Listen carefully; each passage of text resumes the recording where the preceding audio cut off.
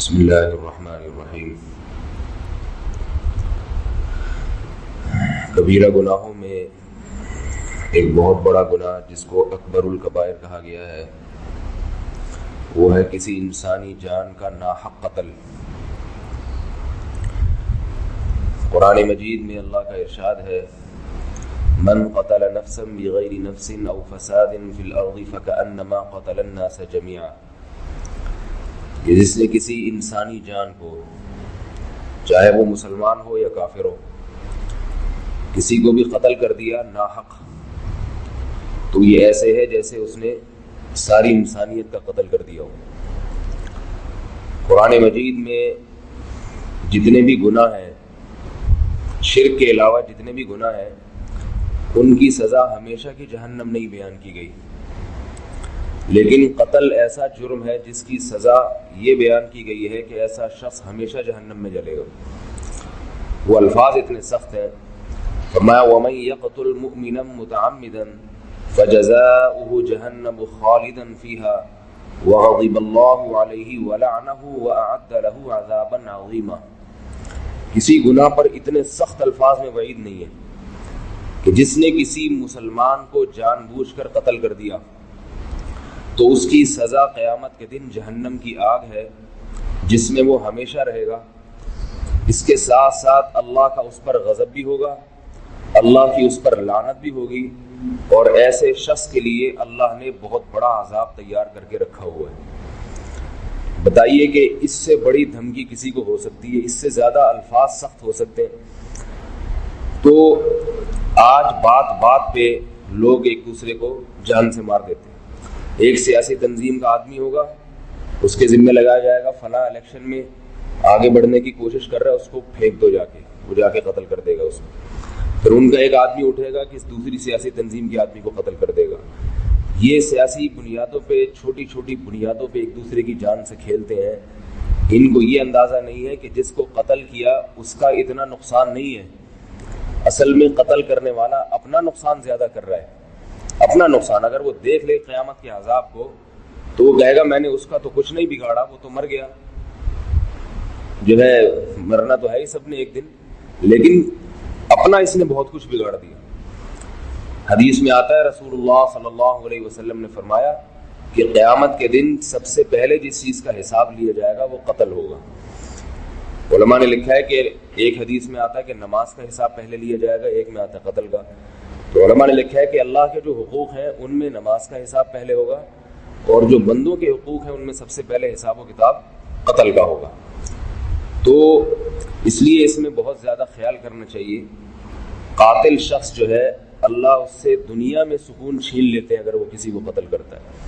یہ قتل اتنا بڑا جرم ہے کہ اگر یہ غلطی سے ہو جائے تو بھی شریعت نے اس پہ بہت سخت سزا رکھی ہے۔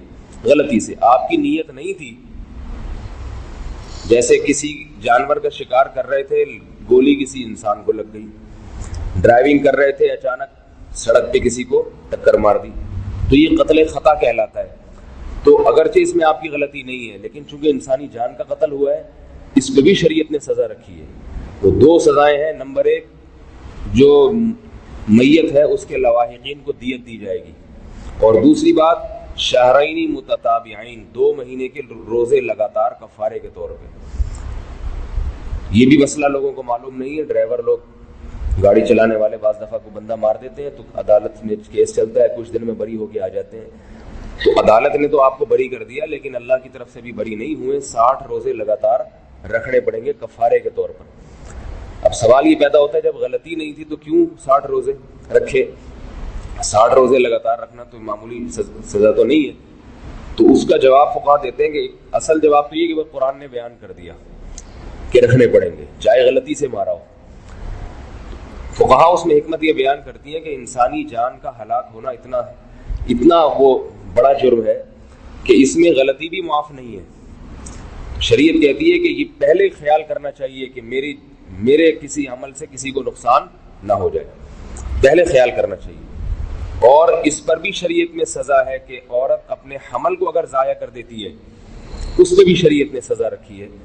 تو حمل حالانکہ اس میں وہ پیدا نہیں ہوا، ابھی دنیا میں آیا نہیں ہے، لیکن چونکہ وہ بھی انسانی جان ہے تو اس کو بھی دنیا میں آنے کا, زندہ رہنے کا اتنا ہی حق ہے جتنا دوسرے لوگوں کو ہے. تو آج عورتیں چھوٹی چھوٹی باتوں پہ حمل گرا دیتی ہیں. تو علماء نے لکھا ہے, علامہ ابن کثیر رحمۃ اللہ علیہ بہت بڑے مفسر گزرے ہیں, انہوں نے لکھا ہے کہ قرآن مجید میں جو یہ آیت ہے وَإِذَا الْمَوْءُودَةُ سُئِلَتْ بِأَيِّ ذَنبٍ قُتِلَتْ, جس دن زندہ دفن کی ہوئی بچی سے پوچھا جائے گا کہ بتا تجھے کس جرم میں قتل کیا گیا. عرب میں عادت تھی بچیوں کو زندہ دفن کر دیتے تھے, تو اب اس بچی کا تو کوئی پوچھنے والا ہے ہی نہیں, بدلہ کون لے گا؟ باپ ہی جب دفن کر رہا ہے تو کون بدلہ لے گا؟ قرآن میں اللہ نے بتایا کہ میں بدلہ لوں گا قیامت کے دن, اور اس بچی کو زندہ کر کے میں پوچھوں گا اپنے قاتل کا نام بتا. تو علامہ ابن کثیر نے لکھا ہے کہ وہ عورتیں جو اپنے حمل کو گرا دیتی ہیں تو یہ بھی اسی وعید میں داخل ہیں, کیونکہ اس حمل کی طرف سے تو قصاص لینے والا, بدلہ لینے والا کوئی بھی نہیں ہے. ماں جب خود ہی گرا رہی ہے تو کون پوچھے گا؟ فرمایا کہ قیامت کے دن اللہ اس کا بدلہ لے گا اس ماں سے جس نے اس کو ضائع کیا ہوگا. تو ڈاکٹر کے لیے بھی جائز نہیں ہے, کوئی عورت اس کے پاس جاتی ہے, اور عورت کے لیے بھی جائز نہیں ہے. باقی اس میں کچھ مسائل ہیں, تفصیل ہے, وہ پھر کبھی ضرورت پڑے تو علماء سے پوچھی جا سکتی ہے. تو حاصل یہ نکلا کہ قتل نفس کو اللہ تعالیٰ نے بہت بڑا جرم قرار دیا, جس کی سزا ہمیشہ ہمیشہ کی جہنم. ایک دفعہ عبداللہ بن عباس رضی اللہ عنہ کے پاس ایک شخص آیا اور کہنے لگا کہ کیا قاتل کی توبہ قبول ہو جاتی ہے؟ کیا قاتل کی توبہ قبول ہو جاتی ہے؟ تو عبداللہ بن عباس سمجھ گئے کہ اس شخص کا ارادہ ہے کسی کو قتل کرنے کا, اور اس نے سوچا قتل کر کے میں توبہ کر لوں گا. تو عبداللہ بن عباس نے فرمایا کہ قبول نہیں ہوتی. یہ بڑا سخت اس کو جواب دیا کہ ایسے قاتلوں کی توبہ قبول نہیں ہوتی. مطلب یہ تھا کہ توبہ کی نیت سے لوگوں کو مارتے چلے جاؤ اور بعد میں یہ سوچ لو کہ میں, ورنہ توبہ تو ہر جرم کی قبول ہو جاتی ہے. اصل تو مسئلہ یہی کہ کسی نے اگر کر لی ہے ماضی میں, اب اللہ سے گڑ گڑائے اور جو ہے جو بھی اس کے علماء سے پوچھے کہ کیا کرنا ہے مجھے, تو لیکن یہ کہ اس نیت سے قتل کر دینا کہ میں بعد میں توبہ کر لوں گا, اس کو عبداللہ بن عباس نے فرمایا کہ ایسے قبول نہیں ہوتی. اور دوسری بات یہ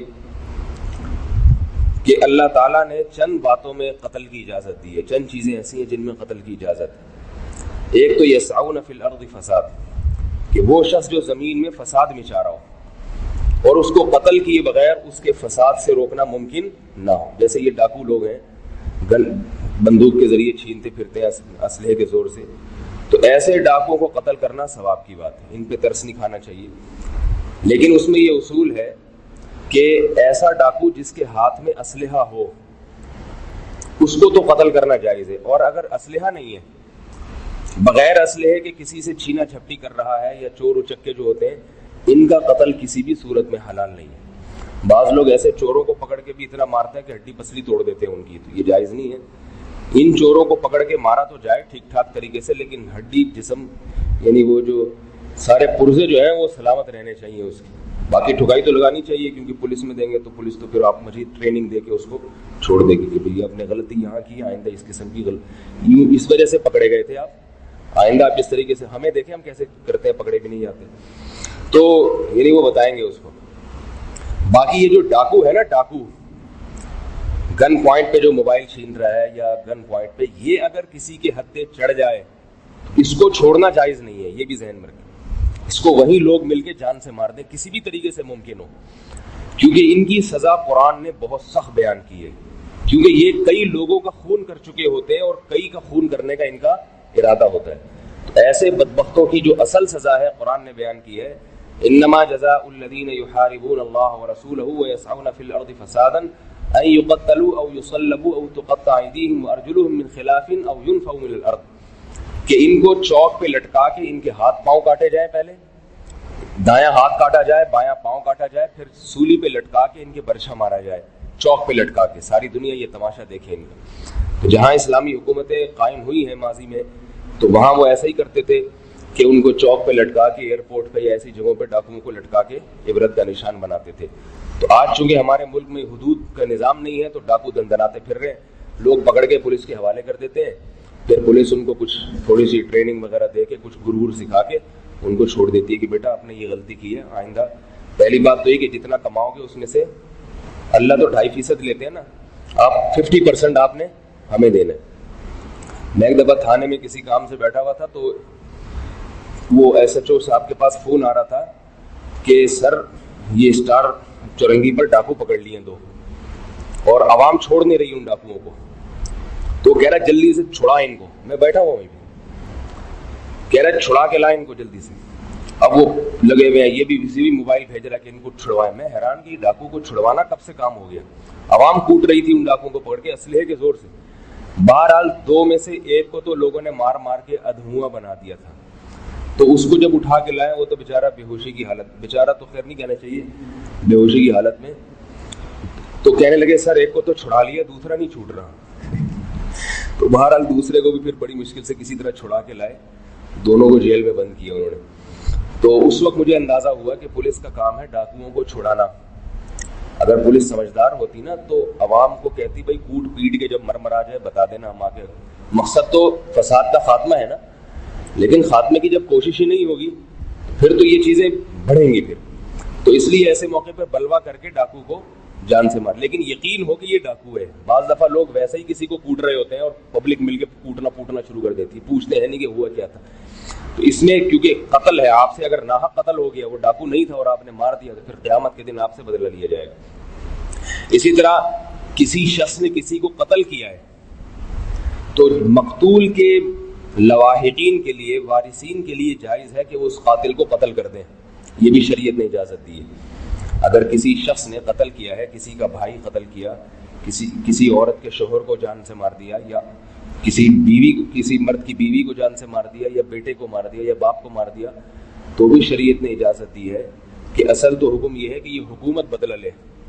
لیکن اگر حکومت بدلہ نہیں لیتی تو شریعت نے میت کے لواحقین کو بھی اجازت دی ہے کہ وہ خود بھی اس کو جان سے مار سکتے ہیں, اور بہتر یہ ہے کہ وہ معاف کر دیں اور دیت وغیرہ لے کے اس کو چھوڑ دیں, لیکن اجازت دی ہے بہرحال.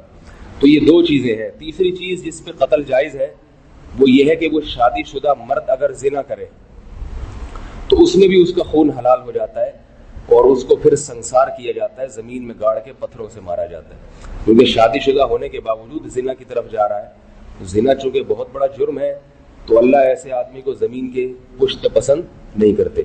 لیکن یہ چونکہ حدود ہے لہذا یہ حکومت کا کام ہے, اس میں عوام کو اجازت نہیں ہے کہ وہ کسی کو اس طرح سے, کسی زانی آدمی کو خود سے پکڑ کے پھوڑے مار دیں یا پتھر سے مار دیں, تو اس کی عوام کو اجازت نہیں ہے. تو یہ چند چیزیں ایسی ہیں. اسی طرح میدان جہاد میں لڑائی ہو رہی ہے دشمن سے تو وہاں بھی قتل کرنا جائز ہے. ان باتوں کے علاوہ کسی کا بھی قتل کسی بھی صورت میں حلال نہیں ہے. چھوٹی چھوٹی بنیادوں پہ آج لوگ قتل کر دیتے ہیں, جان سے مار دیتے ہیں. یہ آیت ذہن میں رکھنی چاہیے. دوبارہ پڑھ دیتا ہوں, وَمَن يَقْتُلْ مُؤْمِنًا مُتَعَمِّدًا, جس نے کسی مسلمان کو جان کر قتل کیا, فَجَزَاؤُهُ جَهَنَّمُ, اس کا ٹھکانہ, اس کا بدلہ جہنم کی آگ ہے, خالداً فیہا, جس میں ہمیشہ جلتا رہے گا, وَغَضِبَ اللَّهُ عَلَيْهِ, اللہ کا اس پر غضب ہوگا, وَلَعَنَهُ, اور لعنت بھی ہوگی اس کے اوپر, وَأَعَدَّ لَهُ عَذَابًا عَظِيمًا, اور ایسے بدبخت کے لیے اللہ نے بہت بڑا عذاب تیار کر کے رکھا ہوا ہے. اس لیے ڈرنا چاہیے. حدیث میں آتا من حمل علینا السلاح فلیس منا, قتل کرنا تو دور کی بات, جو کسی مسلمان کی طرف اسلحے سے اشارہ کرے, فرمائے وہ بھی ہم میں سے نہیں ہے, وہ مسلمان نہیں ہے. وہ صرف ڈرانے کے لیے کسی بندوق سے کسی کی طرف اشارہ کرنا, تلوار اس کی طرف سوتنا, ڈرانے کے لیے, اس کی بھی شریعت میں اجازت نہیں. علماء نے یہاں تک بیان کیا ہے کہ جب کسی کو چھری یا چاقو پکڑایا جائے تو دھار کی طرف سے نہ پکڑایا جائے, دھار کی طرف. اتنی احتیاط کی علماء نے کہ چاقو جب کسی کو پکڑایا جائے تو دھار اپنی جانب ہو اور دستہ اس کی جانب. تو یہ سارے فقہاء جو اصول یہ بیان کرتے ہیں یہ اسی وجہ سے کہ اللہ اس کے رسول صلی اللہ علیہ وسلم کی اس بارے میں ہدایات بہت سخت ہیں.